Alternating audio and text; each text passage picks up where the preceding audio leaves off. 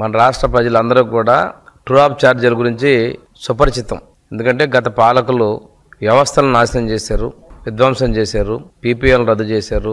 అదేవిధంగా తన కమిషన్ల కోసం కక్కుర్తిపడి విపరీతంగా హిందూజా లాంటి సంస్థలకు దోపిడీ చేయడం కావచ్చు. అదేవిధంగా ట్రాన్స్ఫార్మర్లు, ఎలక్ట్రికల్ మీటర్లు వీటన్నిటికి కూడా అక్రమంగా ఎక్కువ రేట్లు పెట్టి చేసి ఉండడం వల్ల వ్యవస్థ రంగం తీవ్ర సంక్షోభానికి గురైంది. దానికి ఆయన మాట్లాడేవాడు. ప్రజలు కూడా తిరిగి మాట్లాడారు. ఏమని? నీ బాధుడే బాధుడు, తట్టుకోలేకపోతున్నాం, నేను తరిమి కొడతామని చెప్పేసి తరిమేశారు. మనం ఈ రోజున మన ముఖ్యమంత్రి గారు గౌరవగా అసెంబ్లీలో చెప్పారు, భవిష్యత్తులో విద్యుత్ ఛార్జీలు మేము పెంచబోము అని చెప్పి స్టేట్మెంట్ ఇచ్చారు. మేము విద్యుత్ ఛార్జీలు ఇంకా వీలైతే తగ్గిస్తామని చెప్పారు. గౌరవ ముఖ్యమంత్రి గారు చెప్పిన దానికి అక్షర సత్యంగా ఈరోజు మేము యూనిట్కి 13 పైసలు మేము విద్యుత్ ఛార్జీలు తగ్గిస్తున్నాం. ఇది ట్రూ డౌన్. ప్రజలకు మేము చెప్తున్నాం. ఇప్పుడు దాకా ట్రూ అప్ విన్నారు మీరు, ట్రూ డౌన్ కూడా వినండి. నవంబర్ 1వ తేదీ నుంచి ఈ తగ్గించినటువంటి ఛార్జీలు మేము అమలు పరుస్తున్నాం.